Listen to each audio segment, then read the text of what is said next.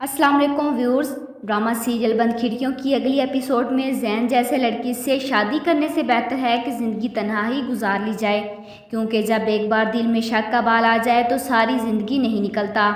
सबूई इतनी समझदार पढ़ी लिखी होकर भी ये बात नहीं समझ रही कि जो शख्स शादी से पहले उसे इतना रुला रहा है, एतबार नहीं कर रहा, शादी के बाद उसका क्या हाल करेगा। साफ लफ्ज़ों में कह रहा है कि शादी के बाद गिन गिन कर बदले लूँगा, और ये बेगम साहिबा मुस्कुरा रही हैं कि जैसे वो मोहब्बत का इजहार कर रहा हो।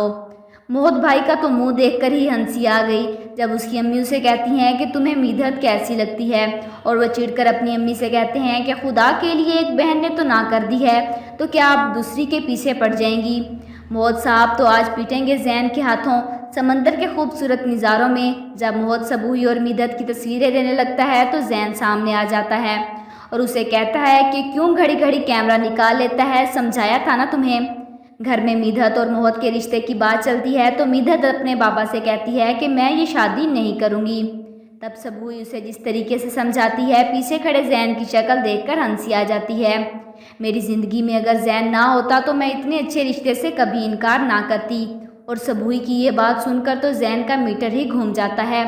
जैन और सबूई की मेहंदी की रस्म शुरू हो जाती है और जैन खुदगर्जी से सबूई का हाथ मीदत से छुड़ा कर ले जाता है, क्योंकि मीदत की बातों नापसंदीदगी की वजह से जैन सबूई को मीदत से दूर कर देगा।